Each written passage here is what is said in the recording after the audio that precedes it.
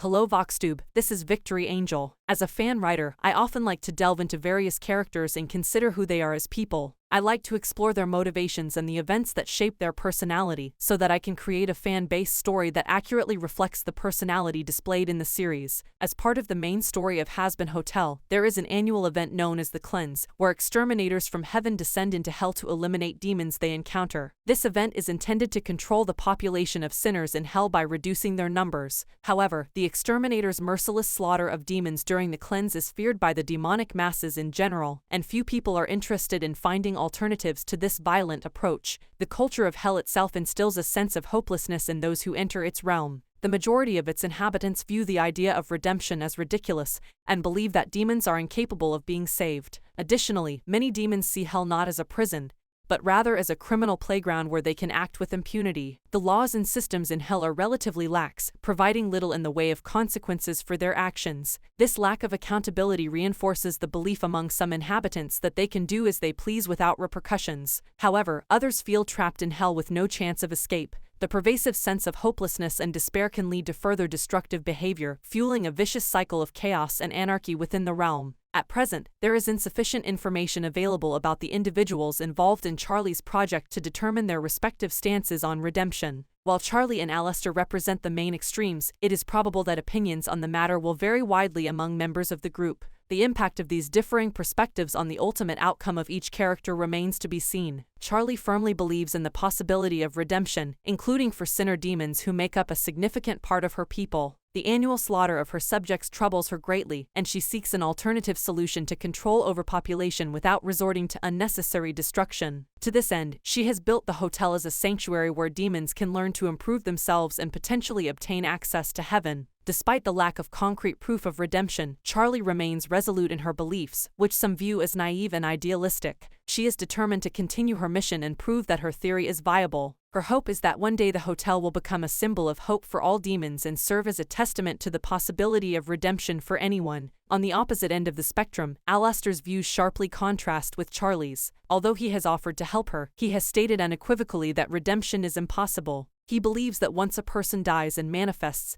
in the Pride Ring, they have missed their chance at redemption and are doomed to spend eternity in hell. Alistair asserts that there are no exceptions to this rule, regardless of a person's actions towards redemption. He claims to offer assistance to Charlie, but it is unclear what his true motives are. While he claims that he seeks entertainment in watching souls fail in their redemption attempts, his assistance may come with an ulterior motive, creating a potential conflict of interest. Ultimately, Alistair's role in the hotel remains shrouded in mystery. He may be an antagonist or an unlikely ally, but his actions are sure to set the stage for the future of the hotel. Angel Dust is the only character in the hotel who maintains a neutral stance towards Charlie's beliefs. In the pilot episode, he is introduced as the hotel's current resident. In the comic Dirty Healings, Angel is initially spotted by Charlie while he is selling himself on the street. Though initially uninterested in Charlie's offer, he eventually joins up for his own reasons. However, due to the removal of Dirty Healings and A Day in the Afterlife of Alistair from the Hazbin Hotel website, it is unclear how Angel's first encounter with Charlie will be presented in the future. Nevertheless, it is likely that his reasons for joining the hotel will remain unchanged.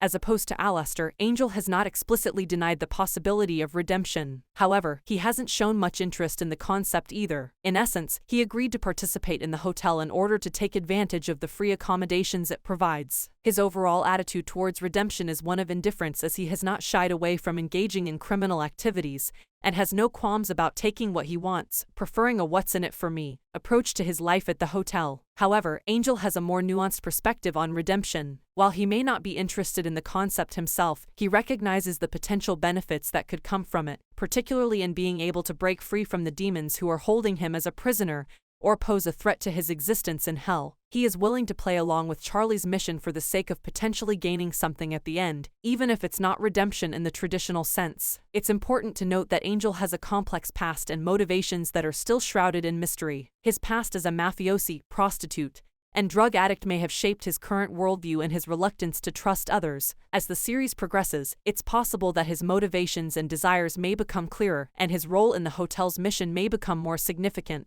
As a character, Angel may appear crude, egotistical, and insensitive on the surface. He often behaves inappropriately, either through playful or hostile means, depending on the situation. Angel uses his sharp wit as a defense mechanism to avoid taking responsibility for his actions or deflect insults. Unfortunately, he can also act violently, sometimes for his own amusement and at other times when triggered. However, Angel's abrasive demeanor is simply a mask that hides his true identity. Deep down, he is a deeply sensitive person who has been hurt by his past experiences and is trying to protect himself from further pain. His real self is gentle, kind, and caring, but he is afraid of revealing this side of himself. As a result, he is guarded and not very open to trusting others. Angel has constructed a false persona as a means of shielding himself from further pain. He lives in constant fear of being vulnerable and exposing his true self, as he is afraid of being exploited and hurt even more than he already has been. While Pentagram City may seem like a place where souls can indulge in whatever vices they desire with little consequence, hell is still a treacherous world where openly trusting others can lead to betrayal, both figuratively and literally. Every day, Angel witnesses people being taken advantage of, and feels he must be cautious about whom he chooses to confide in. Having spent over 70 years in hell, Angel has come to accept that he is the only person he can fully rely on. While there are a few companions, such as Cherry Bomb,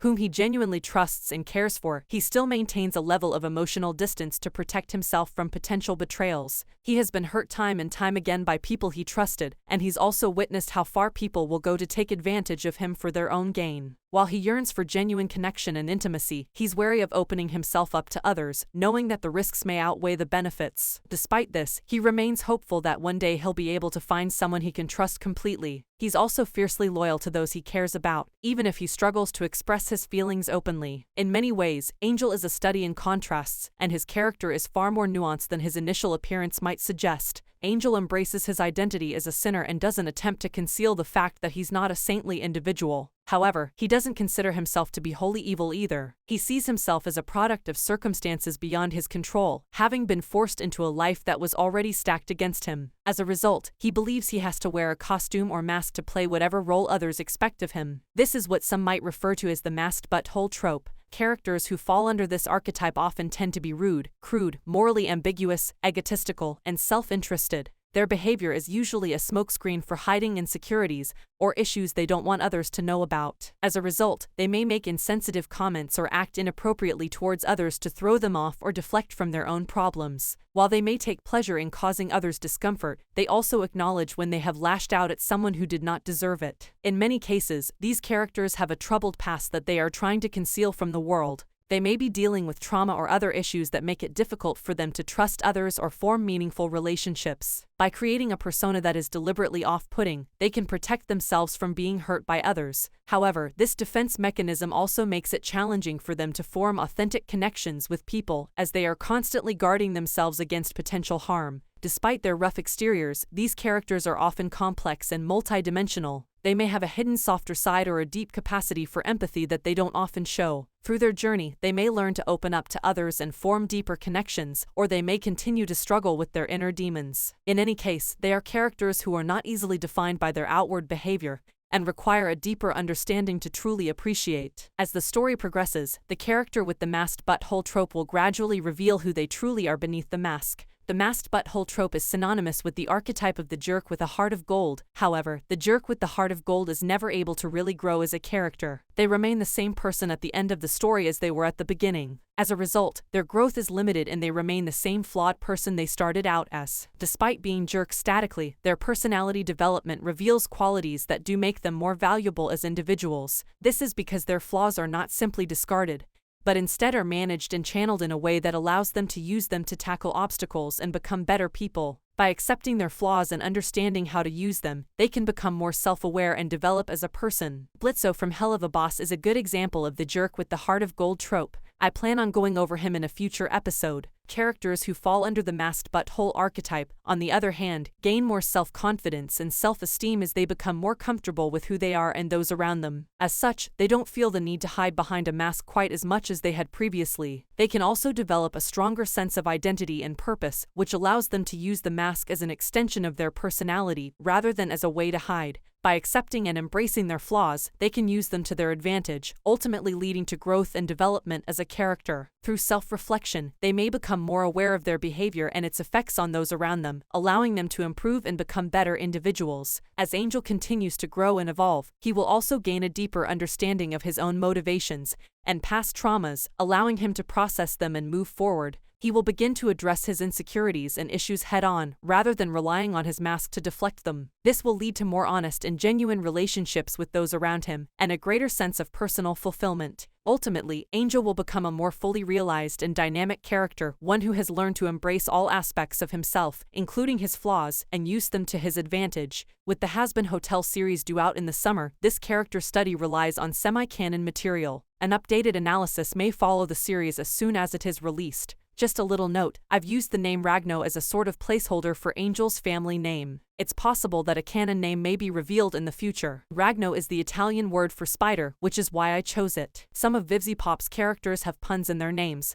such as Husk being a shell of the person he used to be, and Cherry Bomb's name alluding to her choice of weapons. Serpentious is a play on the word serpent, and is also a spoof of the word pretentious, as he often tries to appear more impressive than he actually is. As such, it would be appropriate for Angel to have a family name that alludes to his and his family's spider-like form, not just being spiders due to the mafia's web of crime. The theme of family and belonging is central to the story of redemption in both Hazbin Hotel and Hell of a Boss, though this theme is approached differently in both shows. Vivziepop has created a hellverse where many characters, including main and secondary cast members, are misfits who are struggling to find where they truly belong. Angel Dust embodies this as an outlier within his blood family, estranged from said family, and finds a more welcoming family within the hotel. His journey to find his place in the world and to overcome the struggles of finding acceptance and connection to a family are crucial elements of the story. In this sense, he represents the universal quest for identity and belonging in a world that can be chaotic and unforgiving. Blood family. Our knowledge of Angel's blood family is currently limited, as we will be introduced to them around season 2 at earliest. Nonetheless, they have a significant impact on his existence in Hell. Angel's father, older brother Ericness, and twin sister Molly are the only members of his family we know of at this time. Although he is estranged from them and has never been particularly close, they remain an important part of his past, and his relationships with them will undoubtedly shape his future. Angel was born into an Italian mafia family in New York. In researching for my fic Price of Freedom, I delved into information on the Italian mob for flashback scenes involving Angel's human life. From my research, I learned that different syndicates operate their organized crime families differently. To my understanding, Angel's family is not of Sicilian descent and would only be affiliated with the Cosa Nostra organization, the American designation for the Italian mafia. This affiliation wouldn't actually occur until the 1930s. However, it is likely that Angel and his siblings were first-generation Italian Americans, as Italy only became a unified nation in 1861, leading to political and economic turmoil, particularly in southern Italy and Sicily. Between 1880 and 1924, over 4 million Italians immigrated to the United States, many seeking to escape poverty. Based on how Angel's father is often portrayed in fandom, it's possible that he may be affiliated with the Camorra Syndicate, a Neapolitan criminal organization founded in the 19th century. Yet, the way Angel's family is described, it sounds like it could be a family from the Calabrian Syndicate, the 'Ndrangheta. The 'Ndrangheta is another mafia organization known for its ruthlessness, and its presence in the U.S. has been growing. It is possible that Angel's family could be inspired by the 'Ndrangheta, but without official information from the series, it is difficult to say for certain. As mentioned, the different syndicates have their own unique ways of operating, and it is important not to make assumptions without concrete evidence. Regardless, it is clear that Angel's family has a criminal background, and their ties to organized crime have had a significant role in his life. As someone of Italian descent, Angel would have been raised with the idea that family is a community. In traditional Italian culture, the family is very close-knit, and members are expected to be supportive of one another. They also tend to live in close proximity to each other, allowing them to spend time together regularly. However, being part of a mafia family would have added a layer of complexity to Angel's relationship with his family. As a gay man, he likely saw his family's criminal ties as a source of anxiety, and he kept his sexuality a secret, living a life of double identities. It's important to acknowledge that Angel's decision to hide his sexuality was likely not just a matter of not feeling accepted by his family, but also a matter of personal safety given his family's criminal ties. Coming out as gay could have put him in serious danger, and so he had to hide his true identity in order to stay alive. This would have added an extra layer of complexity to his relationship with his family, as he would have had to constantly navigate the delicate balance between being true to himself and being what his family expected.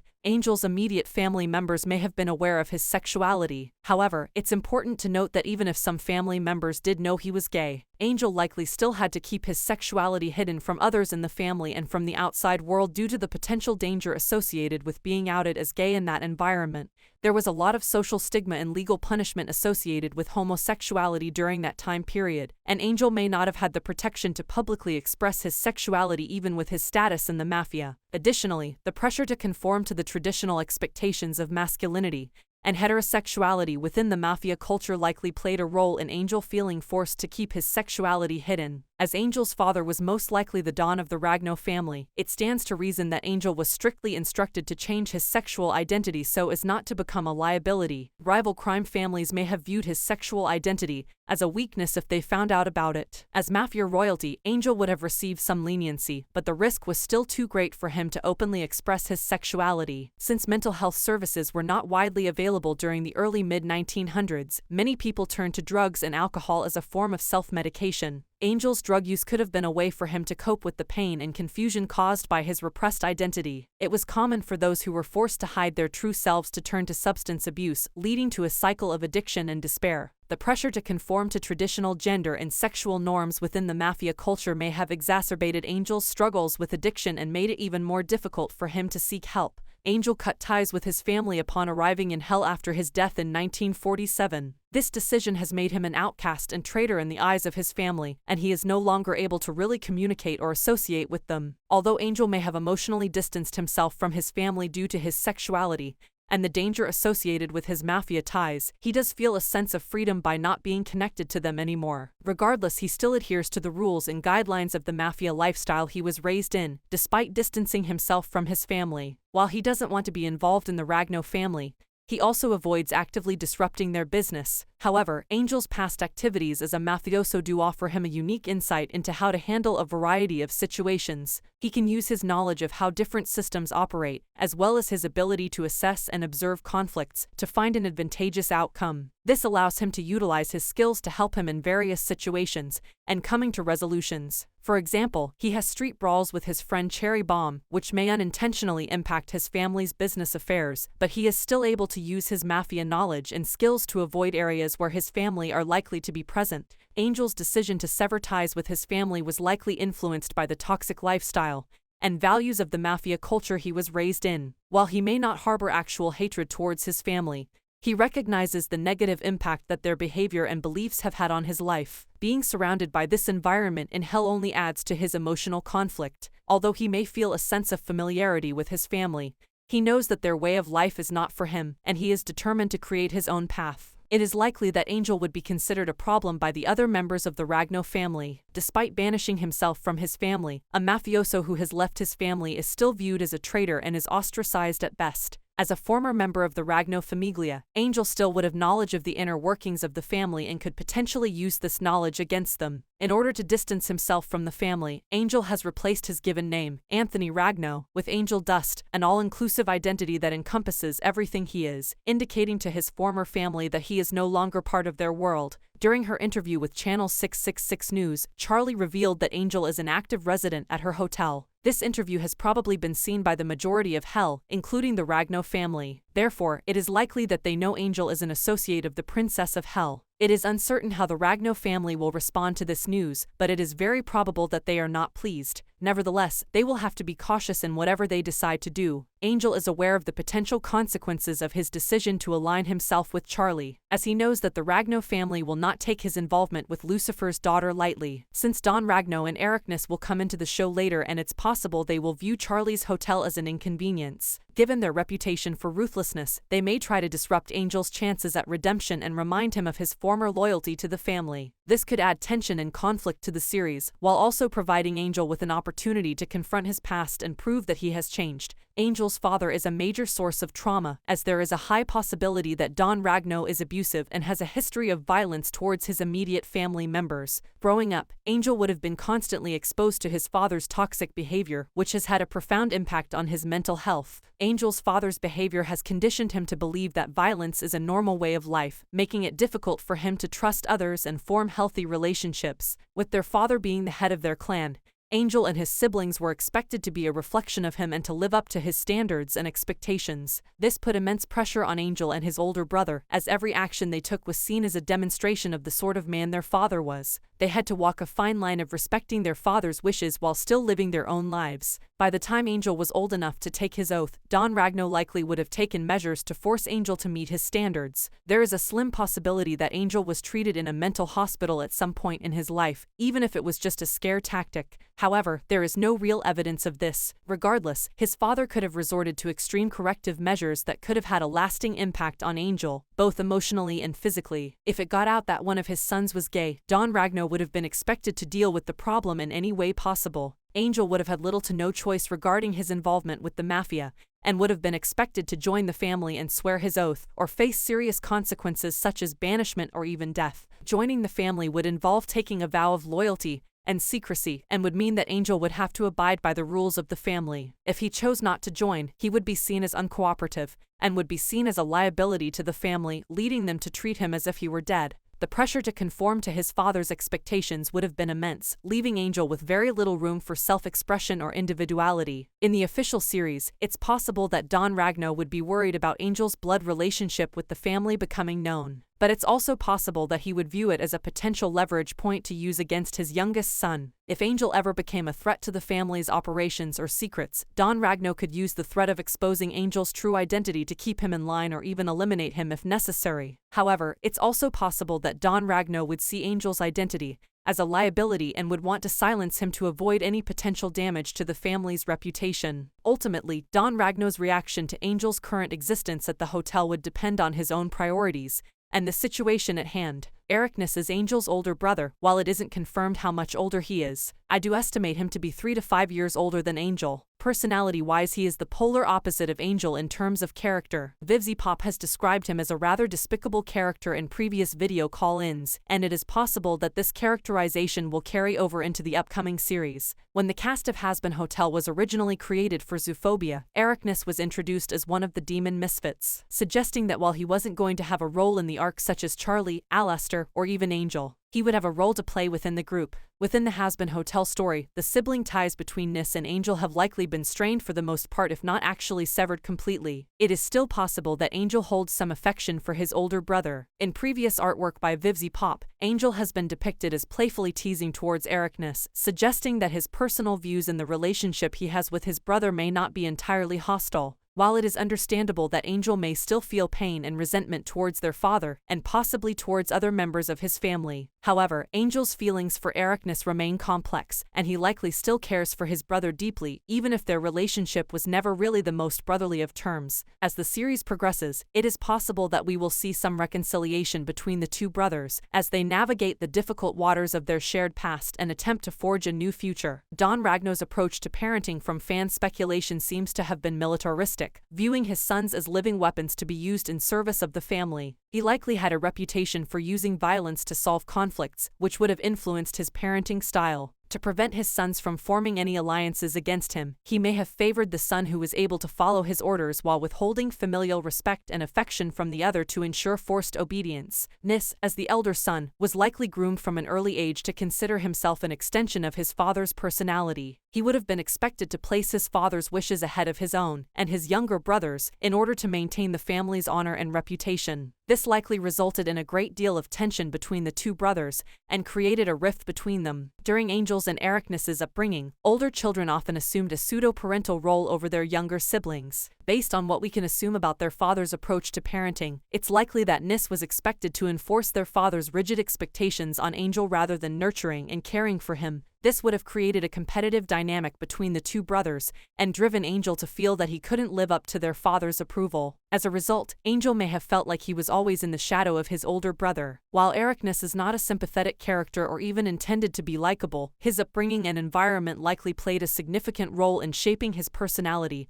and behavior. Growing up in a family with a strong criminal background and a father who expected his sons to follow in his footsteps, Ericness would have faced immense pressure to prove his loyalty and worth. This pressure may have led him to adopt ruthless and violent behaviors in order to earn his father's approval and respect. Additionally, the toxic and violent environment he grew up in may have contributed to his mentality. That being said, it's important to note that individuals are complex and multifaceted, and there may be other factors at play in Arachnes's development that are yet to be revealed. The upcoming series may delve deeper into his backstory and provide more insight into his motivations and behaviors. Angel, on the other hand, probably took after his mom. He likely had a more compassionate and empathetic nature, which made it difficult for him to embrace his father's criminal lifestyle and expectations. There were parts of him that wished his father would see and recognize him for who he was, but he soon realized that his father's favoritism towards Arachnes would never allow for that. In the end, he would have come to accept that his father's expectations would never be met, and no matter what he did, he couldn't seem to please him. In hell, the dynamics of power and influence are different, and it's possible that Angel's unique skills and personality could give him an edge over his brother. Arachnes's ingrained reliance on violence and intimidation might not be as effective in this new environment, where there are other ways to gain respect and influence. Angel's ability to form genuine connections with others, combined with his natural charm and charisma, could make him a valuable ally to others in hell. It will be interesting to see how their dynamic evolves in this new setting.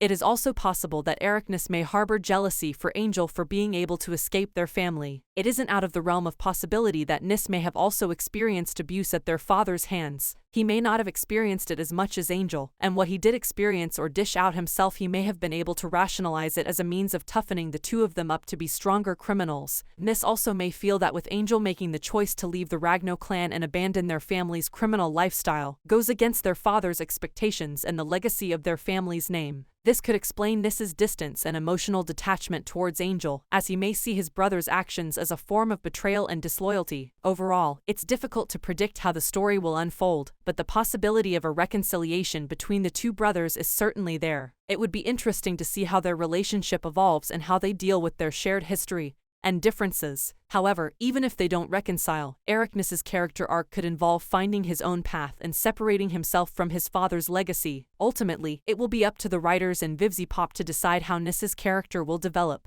In the case of Molly, the status of her is somewhat nebulous. Vivzi has stated in past video call-ins that Molly is not in hell or a demon. The fate of the other Ragno siblings remains unknown at this time, so everything is up to interpretation. However, given the timeline and circumstances, it is possible that Arachnes may have died not long after Angel's passing. He may have been targeted for revenge against the Ragno family or for his own misdeeds. Molly, on the other hand, may have been the only one to live a long and relatively happy life, and went to heaven. Being female, she would not be involved in any criminal activities, so she would not have been a target for any sort of retribution from rival families or other enemies of the Ragno family. It is possible that she may have even distanced herself from her family and their criminal activities after Angel's death. Without any concrete information on Molly's fate, it is ultimately up to interpretation, but it is certainly possible that she lived a fulfilling life away from the world of organized crime. Molly's gender did work to her advantage in terms of her safety within the mob, as women were traditionally seen as non-threats and protected within the family. However, it is important to note that Molly still had a role to play in the family, beyond just being a mediator and promoting a positive image. At the time Angel and his siblings were alive, it was expected that women would be married by the time they were 30 years old.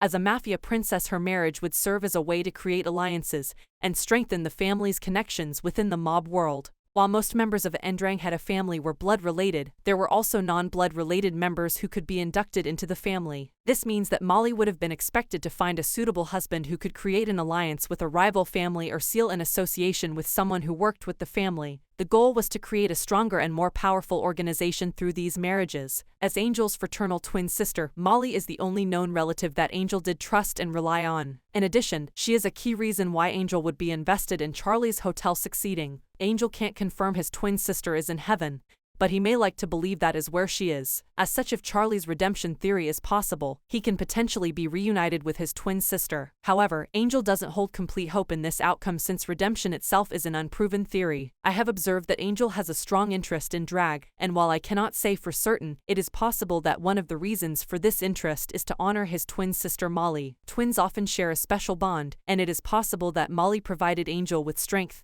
and comfort when he was alive. He may find solace in the idea that even though his twin isn't in hell with him, she could still emotionally exist as a part of him in some aspects of his existence.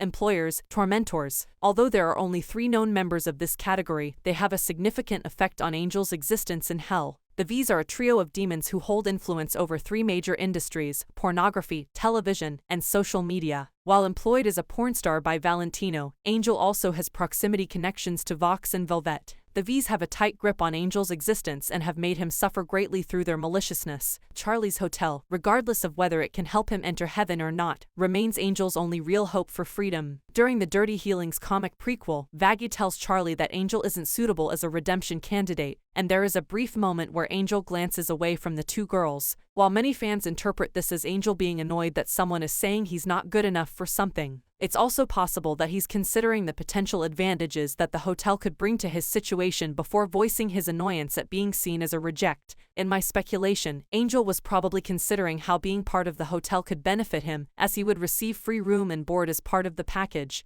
He could continue working for Valentino without his employer knowing about the hotel, and once he had enough money and opportunity, he could use the hotel as a safe house until the V's deemed him erased. However, during her interview, Charlie inadvertently exposed Angel as a resident of the hotel, and now Valentino and the other V's are aware of this being an escape attempt. Angel will likely explain this away as simply taking advantage of the free rent and board while fooling Charlie and her girlfriend into believing he was making a change for the better. Still, this would likely result in a cat and mouse dynamic between Angel and the V's to see who makes the first wrong move. Valentino is Angel Dust's employer and pimp, causing their relationship to be complex and multifaceted. On one hand, Angel's connections to Valentino provide him with work opportunities and income in hell, as well as some forms of protection. However, Valentino also uses Angel for his own gain by marketing him as his top performer and trapping him in an endless cycle of abuse by forcibly making him his submissive lover and possession. Valentino's control over the spider is further strengthened by his authority over virtually all aspects of Angel's life, including his work in porn films, photo shoots, club performances, and street solicitation. The circumstances of how Angel and Valentino first met are unknown, as Angel died in 1947, while Valentino died in the 1970s, during the establishment of the pornographic film industry. Valentino's knowledge of the industry likely caught the interest of Vox as a potential business partner in hell. There is some speculation in the fandom that Angel is under a sole contract with Valentino. In the pilot episode of Hazbin Hotel, Alastair tries to make a deal with Charlie at two opportunities. He also summons Nifty and Husk, implying they are people who have previously made deals with the radio demon. The concept of soul dealing suggests there is a possibility of someone else in the hotel being under a similar contract with another overlord.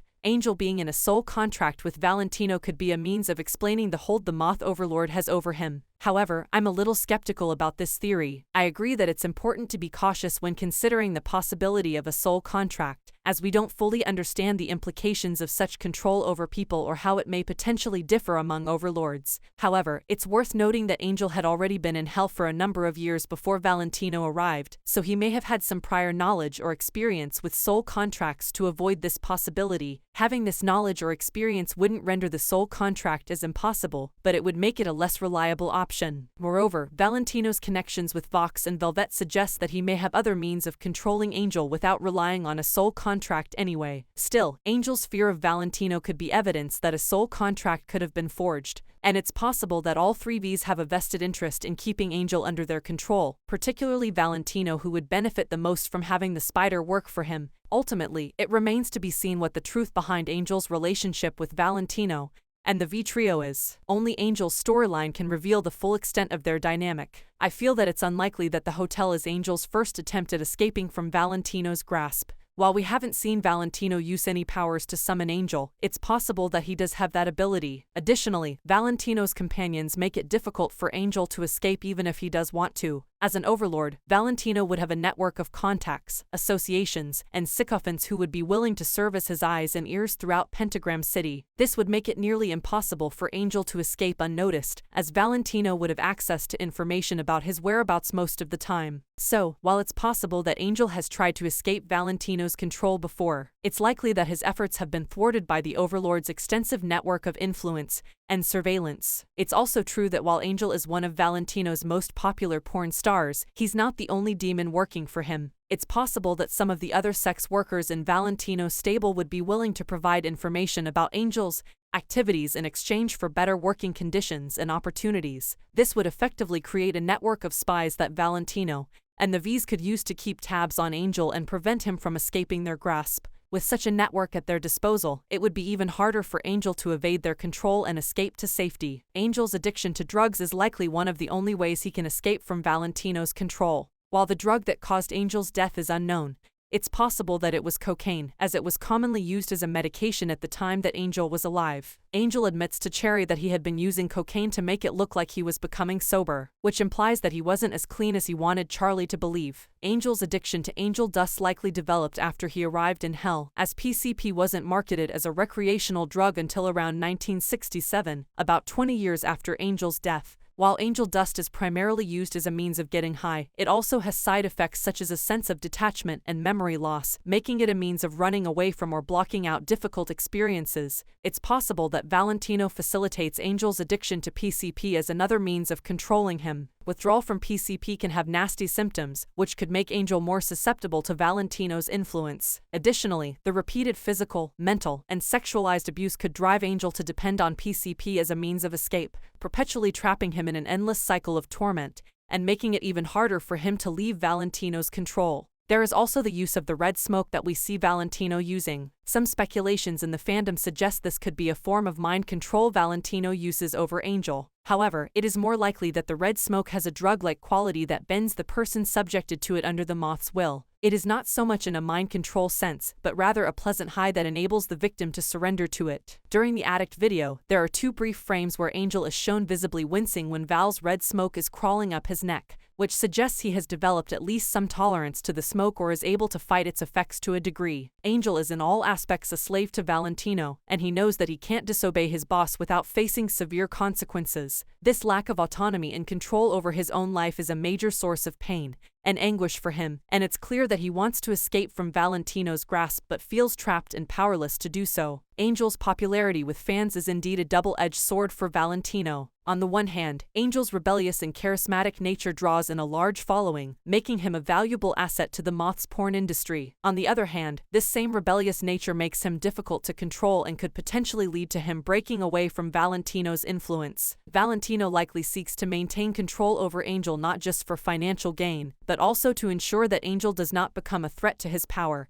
or reputation. This could also be why Valentino tolerates Angel's drug addiction, as it may make him more dependent and less likely to attempt to break away from his control. It is possible that Valentino has ties to the mafia, and that these connections could have played a role in Angel being acquired by Valentino. Mafia organizations have been known to operate in various industries, including prostitution, and it's not uncommon for them to use their influence to protect their interests and eliminate potential threats. If Valentino has an association with Don Ragno, it's possible that part of the agreement between them was for Valentino to ensure that Angel didn't become a problem for the Ragno family. This could have been a condition of their association or a favor Valentino did for Don Ragno to maintain his favor and support.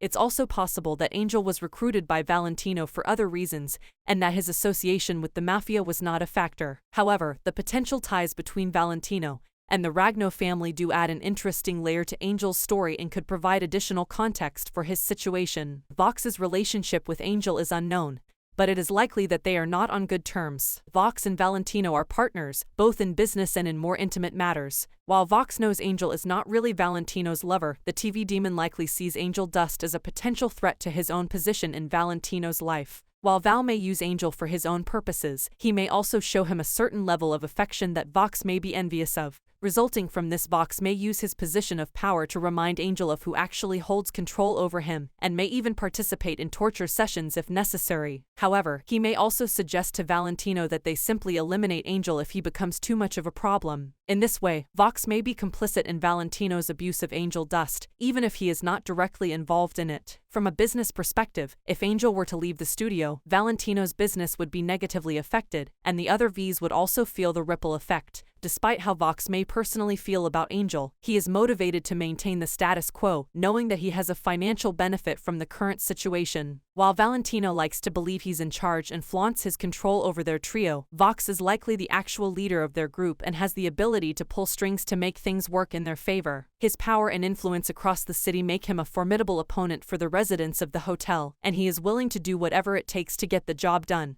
His vast resources and connections in the underworld make him one of the most powerful adversaries the hotel will face. Velvet is the member of the V's we know the least about. As an influencer on social media, she is likely a recent addition to the group. We don't know much about her connection to Angel, aside from the fact that he would be familiar with her by proxy due to working for Valentino. Velvet is probably a crucial part of the V's operation when it comes to modern technology. Angel arrived in Hell long before social media was even a concept, so his familiarity with it would be limited. However, his experience in the mafia would enable him to understand the potential of information and rumors to be exploited. Because of this, he would recognize that Velvet's ability to spread misinformation among a wide audience makes her a dangerous and potentially chaotic presence for everyone in the hotel, including himself. Found family. One of the key themes of the Hazbin Hotel story is family. As they live and work together, the residents of the hotel will challenge each other, support each other, and ultimately consider each other family. So even if heaven itself isn't the place Charlie likes to believe it is, they could still find heaven with one another. The hotel is a place where everyone who feels lost can find a home and a purpose. This is where they are accepted and loved for who they are, despite their past mistakes and sins. This theme of redemption and acceptance is at the core of the show, and it's what makes the characters so endearing to audiences. Angel has a lot of emotional baggage and self-esteem issues that do stem from his family life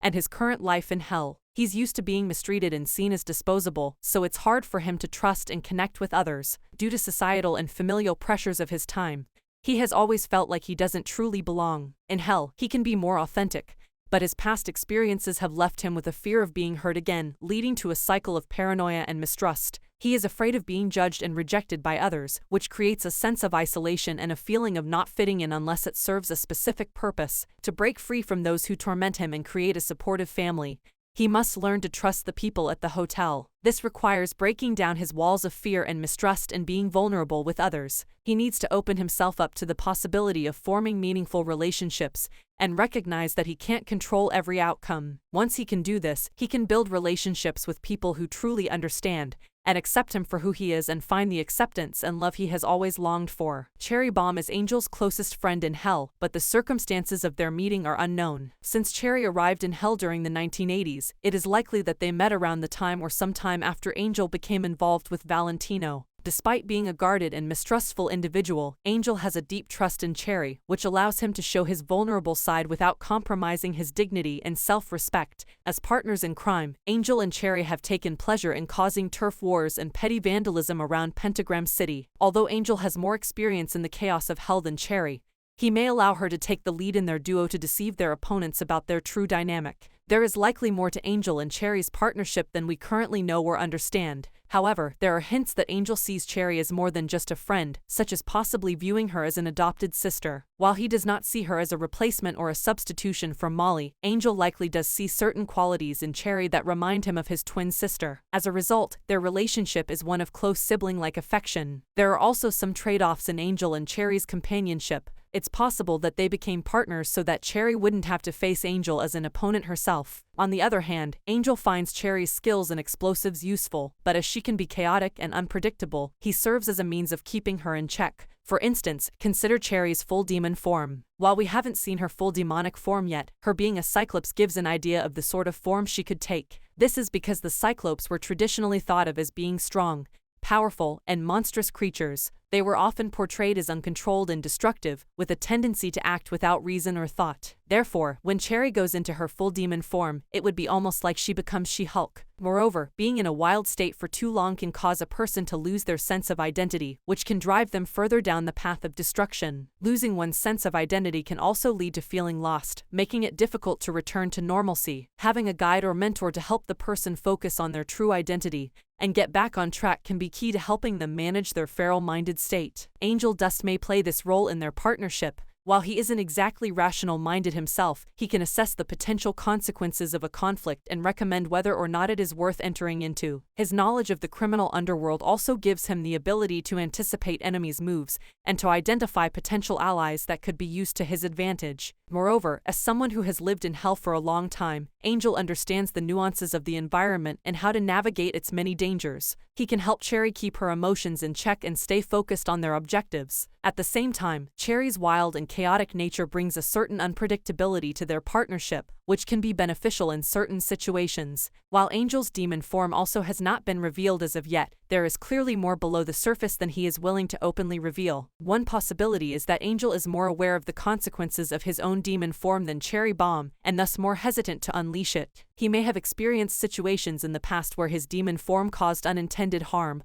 or destruction. Additionally, he may be more cognizant of the attention his demon form could draw from other powerful demons in hell, who may see him as a threat or a target. Moreover, as someone who has been making attempts to rebuild his life in hell and make connections with others, Angel may be afraid that resorting to his demon form would result in him losing the friends and allies he has gained. He may worry that his demon form would make others view him as a monster, or that it would drive a wedge between him and those he cares about. So far it seems Cherry isn't going to be a member of the hotel. In the logo for the Hazbin Hotel series there is an image representing each member who is part of the hotel. Cherry is the only member of the cast with no representing image. It is indeed possible that Cherry Bomb will not become a member of the Hazbin Hotel within the Season 1 narrative, as indicated by her lack of representation in the logo. It is also possible that she is an outsider who is not interested in becoming involved in Charlie's project, which is also fine as not everyone in the main cast needs to become part of the hotel. In the Addict music video, Cherry does have a moment where she solos a line from the chorus by saying, "This hotel is my Atlantis." Atlantis itself was a mythical island that was destroyed in a cataclysm. So in the chorus both Angel and Cherry are calling the hotel their Atlantis to say the hotel is an escape from reality, and a haven that will come to an end eventually. Cherry joining Angel in the chorus as well as to say this line suggests that there could have been some intention of taking residence in the hotel at some point. It is important to note that the series is yet to be released, so there may be some developments that could lead to Cherry's eventual involvement with the hotel. It is also worth considering that Cherry may have her own motivations and goals that are different from Charlie's, which could explain her reluctance to join or participate in the hotel. Regardless, only time will tell what role Cherry will play in the Hazbin Hotel story. This also opens her up to a variety of different paths during the course of the series. Cherry's lack of association with the hotel allows for her character to be more unpredictable. She could potentially go down an antagonistic path, become an ally to the hotel, or remain a neutral party in the conflicts that arise. It gives the writers more creative freedom to explore different storylines and character arcs. Additionally, Cherry's relationship with Angel and their dynamic as sibling-esque partners adds another layer of complexity between his relationship with her and the rest of the cast. The Addict video strongly implies that Cherry does possess some level of awareness regarding Angel's situation, as she is depicted launching attacks on various businesses and advertisements bearing Valentino's logo or owned by Val in general. While she may not have a complete understanding of the extent of Angel's abuse at the hands of the Overlord, she is cognizant enough of the fact that he is being harmed. It is plausible that Angel has likely dissuaded Cherry from taking direct action against any of the V's, as he believes such a course of action would result in dire consequences. It is possible that Angel hasn't disclosed the full extent of Valentino's actions to Cherry in order to prevent her from recklessly taking action against the Overlord. Cherry cares deeply for Angel and wants to support him both as a partner and friend. However, Angel's reluctance to reveal the full truth may be causing her frustration, as she is likely concerned for his well-being. In the pilot episode, there are implications that Angel had distanced himself from Cherry for an undisclosed period of time. It's possible that the V's are aware of Cherry Bomb's connection to Angel. If the V's suspected that Angel was plotting against them, Cherry would likely be the first person they would have suspected he had confided in. In order to protect Cherry and prevent the V's from finding out about his plans, Angel may have deliberately distanced himself from her and kept her in the dark. When Angel actually does tell Cherry about the hotel, he intentionally keeps the details vague regarding the women who allow him to live there and what they want from him. This allows Angel to provide Cherry with enough information without having to explain why he is living in the hotel or the full extent of his situation. However, this approach is not without potential flaws. Cherry is the type of person who would likely want to investigate where Angel is staying and the people he is living with. Angel may have anticipated this, but it's possible that he did not fully consider the consequences of his actions. While Angel is shown to be street smart, his behavior during the ride home suggests that he may not always think things through completely. Based on the circumstances and potential consequences of Angel's actions, it's possible that Cherry could become somewhat of an antagonist at least during part of the first season. Throughout their years of friendship, it has always been the two of them against the rest of hell, and Angel's association with Charlie and the other individuals at the hotel may come across as saying she isn't needed. This conflict may play out slowly over the course of the season since Angel has only recently become acquainted with Charlie. However, as Angel becomes more involved with the hotel and its residents, it's likely that his companionship with Cherry will be tested, leading to tension and conflict between them. It's also possible that Cherry could play a pivotal role in unlocking the chaotic puzzle that is Angel Dust. As his longtime friend, she knows and understands him better than anyone else. As she learns more about Angel's situation and becomes acquainted with the other individuals at the hotel, she may also gain a deeper understanding that they are people the spider really does need to have in his corner. Thus her presence at the hotel, regardless of whether she is a resident or not, will be helpful to Charlie and the others in helping to break through the walls Angel has built around himself. Cherry's understanding and knowledge of Angel's existence in Hell, combined with her own personal growth, could also lead her to be a helpful resource. By using her unique perspective and insights, Cherry may be able to provide Angel with the support and guidance he needs to overcome his struggles and find redemption, and inadvertently finds her own redemption as well. Charlie's companionship with Angel feels like a unique blend of a sibling bond. While Angel and Cherry share a close sisterly friend relationship, Charlie's connection with Angel leans more towards a maternal sister dynamic. Within the released material, Angel hasn't had many significant interactions thus far. In Dirty Healings, when Charlie and Vaggie discuss the hotel with him, Angel perceives Charlie as simply being present during the conversation without much significance. However, it's only after the discussion concludes and Charlie pays Angel for his time that he begins to reveal a more vulnerable side, seemingly attempting to gauge whether he can trust her. As Angel has only recently become acquainted with Charlie, he doesn't know her well enough to trust her completely. He doesn't hesitate to express his doubts about the hotel either, as he openly complains to Cherry about the conditions and regulations he had to agree to upon joining. These conversations reflect his initial skepticism and reservations towards both Charlie and the hotel. Among everyone at the hotel, there is an implication that Charlie possesses the ability to see through the persona that Angel often presents. This aspect catches Angel's interest during the events of the Dirty Healings comic. However, when Angel questions Charlie about why she believed he was worth redeeming, Charlie is unable to provide a clear explanation as she doesn't fully understand it herself. Although Angel is hesitant to trust Charlie, there is a notable moment in the pilot where he rudely comments on the lack of interest from potential hotel residents. However, he swiftly realizes that his remarks are only making her more upset. He begins to apologize but reconsiders as a simple but genuine apology may not be enough in that moment. Instead, he decides to make it up to her at a later time, demonstrating his growing awareness of the impact his words can have on Charlie's emotions. In the after-credits scene of the Addict video, Angel is seen reflecting on the traumatic experiences he endured under Valentino's control. At this moment, Charlie attempts to get his attention, but Angel responds with hostility before flipping her off as he walks away. This suggests that Angel may have been informed or learned that Charlie had revealed his involvement with the hotel. While he doesn't completely resent her, understanding that she wasn't aware of his situation outside the safe haven that the hotel provides, Charlie still wouldn't be on his list of favorite people in Hell during that particular moment. Nonetheless, privately, Angel resolves to give the hotel a chance, recognizing that it is his only hope for escaping Valentino's clutches. Angel and Charlie's companionship is likely to face certain challenges due to their contrasting personalities. Angel has a tendency to make unfiltered and crass comments towards others, which may create problems in their interactions. Similarly, Angel may find Charlie's consistently cheerful and upbeat personality irritating, considering the gloomy and unhappy nature of Hell. These differences in their dispositions and perspectives on the world around them can lead to conflicts and friction in their relationship, though ultimately, it is Charlie not Cherry who would serve as a grounding for Angel's insecurities, since out of everyone she does see him for who he truly is and not simply what they perceive.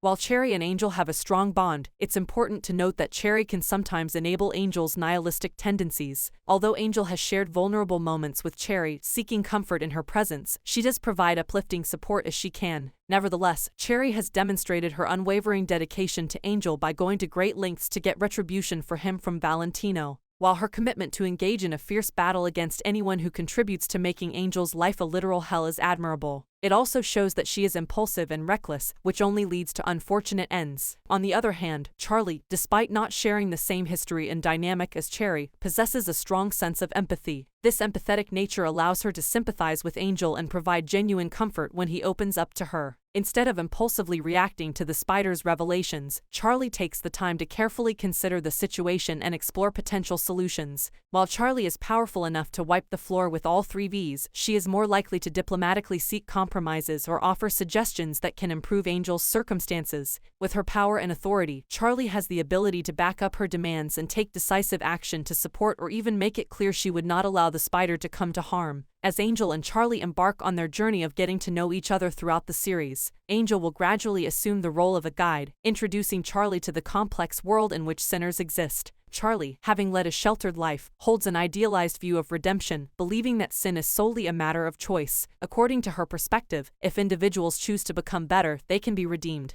However, Angel's presence at the hotel serves to illustrate to Charlie that being a sinner encompasses more than simply making bad choices in life. While poor choices do play a role, there are also external circumstances and forces that contribute to a person's life in hell. Through Angel's experiences, Charlie will gradually gain a deeper understanding of the realities sinners face and the challenges they encounter. Vaggie and Angel initially have a relationship marked by passive-aggressive tolerance. From their very first encounter, Vaggie expresses an immediate dislike for Angel, and in turn, Angel seems to derive some perverse pleasure from provoking Vaggie and witnessing her irritation. A significant point of contention between them arises from Angel's tendency to casually inject sexual references into conversations, which Vaggie finds highly offensive. In the pilot episode, Vaggie becomes deeply irritated with Angel's dismissive attitude toward his role in ruining the interview about the hotel at the news studio, particularly since Charlie was humiliated as a result. However, when Angel asks Vaggie about Alistair, she is taken somewhat aback by this. Given how long Angel has existed in hell compared to Vaggie, it seems unlikely that Angel would be completely unaware of the radio demon. Vaggie's past life and the specific reasons for her presence in hell have not been explicitly revealed.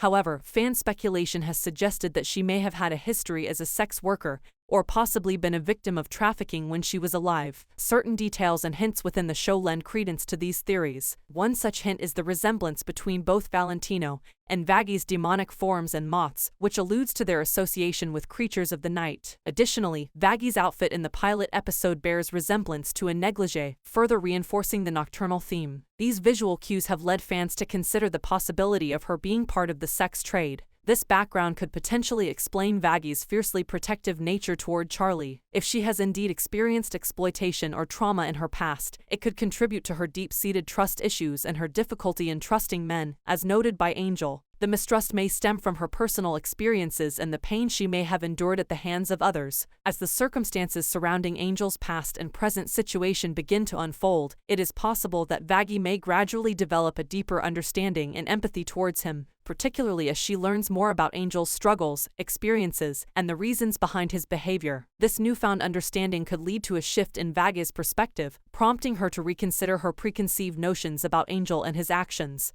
fostering a sense of compassion and a desire to help him.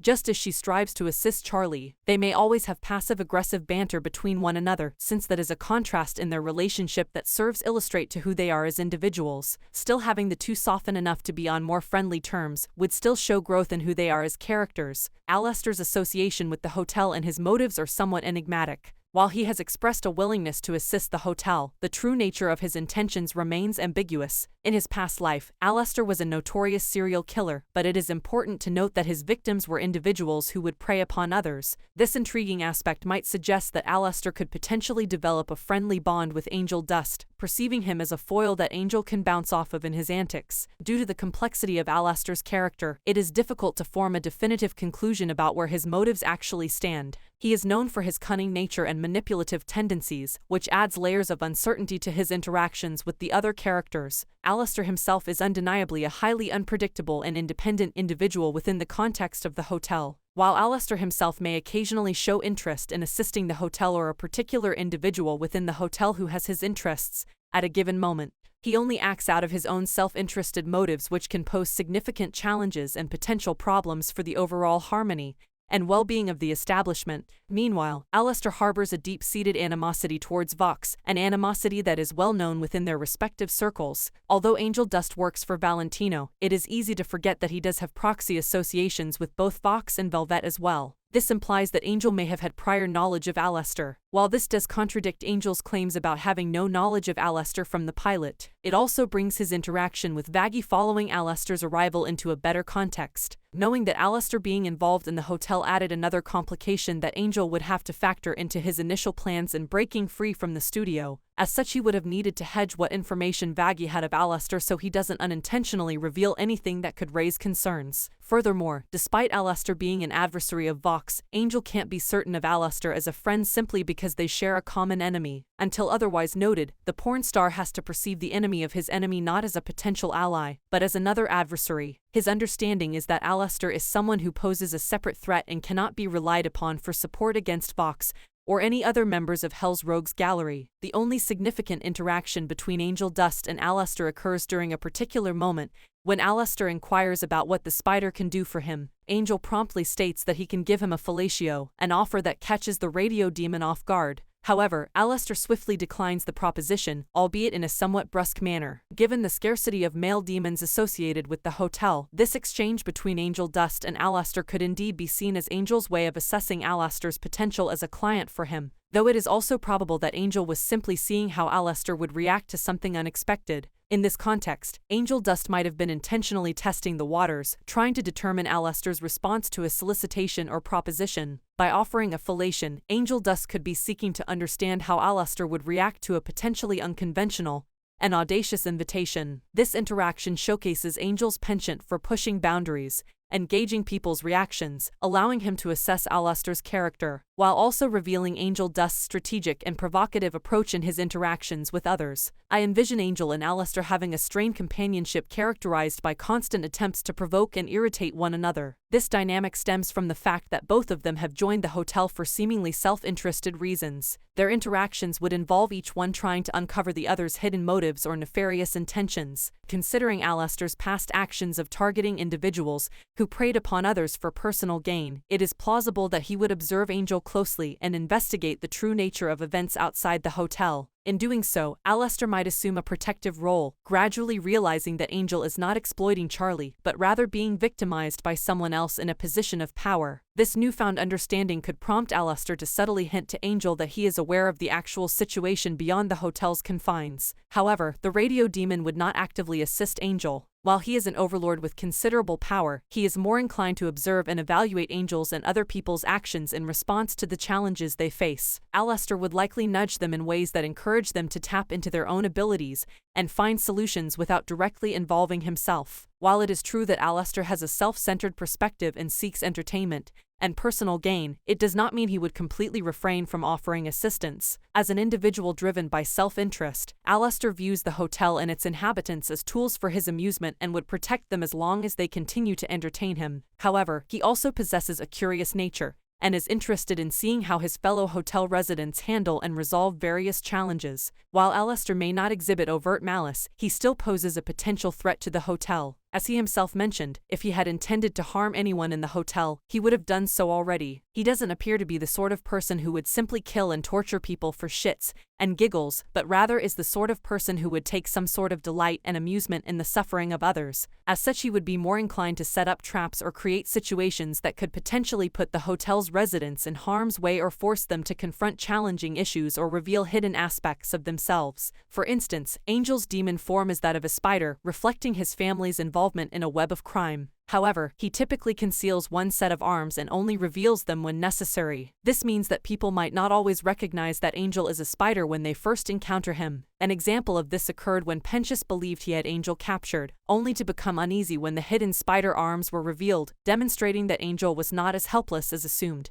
Everyone at the hotel thus far may be aware of Angel being a spider demon or just simply don't care. But let's say for the sake of story Charlie and Vaggie are one of the few who don't. Therefore, if Aleister were to orchestrate a situation that compels Angel to reveal what sort of demon he actually is, Charlie and Vaggie may then have to factor what this information may mean for the hotel, and how this can affect Angel's progress towards redemption, thus presenting Aleister to be rather mercurial in his actions, as this situation may be viewed as a means of unveiling a deception within the hotel, but also hinting that a trait or an aspect that may be viewed as questionable doesn't automatically mean someone is beyond the ability of changing for the better. Husk is a winged cat demon with a perpetually grouchy demeanor, fulfilling the role of the hotel's concierge and bartender thanks to Aleister's recruitment.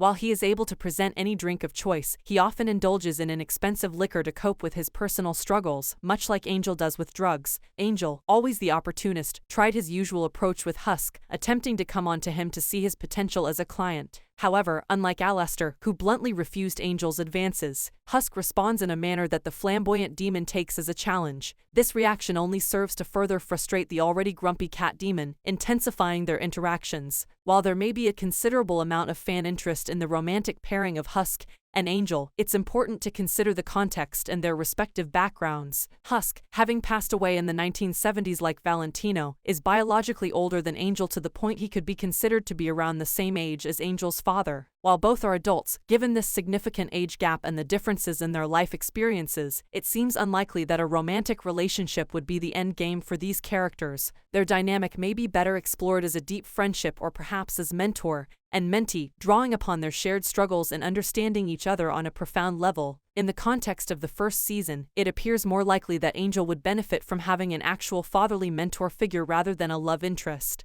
Husk could potentially fill that role, providing the guidance and support that Angel never received from his own father. Any romantic sentiments between them could be more akin to wistful thoughts of if we had met in the past rather than actively pursuing any sort of relationship. The focus would primarily be on the familial and paternal bond between the two characters, emphasizing the importance of mentorship and personal growth for Angel. It is possible that Husk could play a significant role when Angel's family becomes involved, given Husk's penchant for gambling.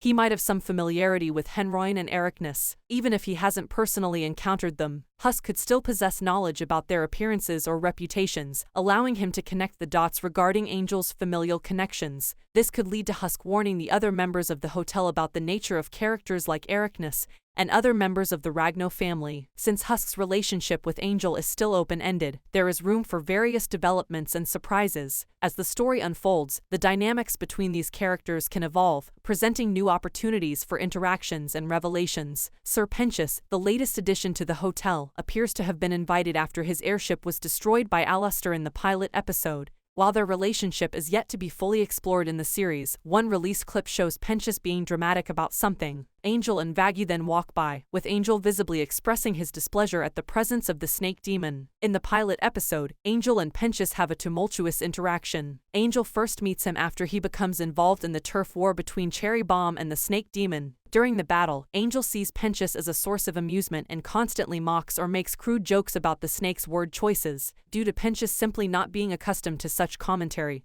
he often misunderstands the implications of Angel's remarks to the point the spider himself has to tell him to quit tossing him material. This dynamic between Angel and Pentious highlights their conflicting personalities and sets the stage for potential humorous interactions and misunderstandings as the series progresses. In a previous theory video, I speculated about how Sir Pentious might come to reside at the hotel. In this theory, I proposed that the V's, namely Valentino and Vox, would manipulate Pentious's desire to become an overlord to their advantage. They would offer him the opportunity to become an overlord, but on the condition that he captures Angel Dust for them. Pentious, willingly accepting the offer, sets out to capture Angel Dust. However, he eventually realizes that the two overlords never intended to fulfill their end of the bargain. After the events unfold, Angel Dust suggests that the hotel could be what Pentious was truly searching for. Based on the release clips from the Hazbin Hotel's Twitter page, it appears that Sir Pentious will be involved in the hotel as early as the first episode. This new information doesn't necessarily invalidate my previous theory, but it does open up different possibilities. It is plausible that despite being a resident of the hotel, Pentious might still seize the opportunity to become an overlord, even if it means betraying one of the other residents. However, it is equally likely that Pentious could become disillusioned with individuals like the V's after witnessing the negative impact their actions have on Angel and others within the hotel. It is an intriguing idea to envision Sir Pentious taking on the role of the hotel's doctor, despite lacking extensive knowledge and experience in modern medical care due to his death in the late 1800s. He may not be well versed in contemporary practices, but he could still provide some assistance and support. For instance, given Angel's struggles with addiction to PCP, Pentious could play a role in his arc if Angel consciously decides to withdraw from drugs. Withdrawal from substances like PCP can indeed result in severe short-term symptoms that can persist for several months or even over a year. Having a medical professional monitor the progression of withdrawal and administer sedatives to ease the user back to sobriety is much more advisable than simply going cold turkey. While Penchas may not have direct knowledge about PCP specifically, he could be familiar with drugs used to alleviate withdrawal symptoms and employ techniques such as hypnosis to help Angel cope with the pain caused by his body's struggle to break free from addiction. This concept adds an interesting layer to Penchas's potential role in the story, providing an opportunity for character development and showcasing his abilities beyond combat and villainous antics. Nifty is introduced as the final member of the hotel, brought in by Alistair to serve as the cook and housekeeper. In the pilot episode, there isn't much interaction between Nifty and Angel, aside from a moment where Nifty mistakes Angel for a woman. The nature of their relationship in the series remains uncertain. Given Nifty's romantic inclinations, it's not far-fetched to imagine her coming up with fanfiction stories about Angel finding love with one of the male residents at the hotel. However, whether their connection evolves into a friendship or something else remains to be seen. As the series progresses, the dynamics between Nifty and Angel may unfold in surprising ways, creating opportunities for unexpected developments in their relationship. Hazbin Hotel presents a fascinating world and a diverse cast of characters, which leaves room for exciting speculation about their interactions and character progressions. As the series unfolds, it's likely that Angel's character will experience significant growth and development, particularly through the dynamics of the emerging family within the hotel. While the specifics of how the characters will interact and evolve are not yet known, it's enjoyable to speculate and imagine the potential relationships and storylines that may unfold. Hazbin Hotel offers a rich canvas for exploration, and fans can have fun envisioning the possibilities for their favorite characters.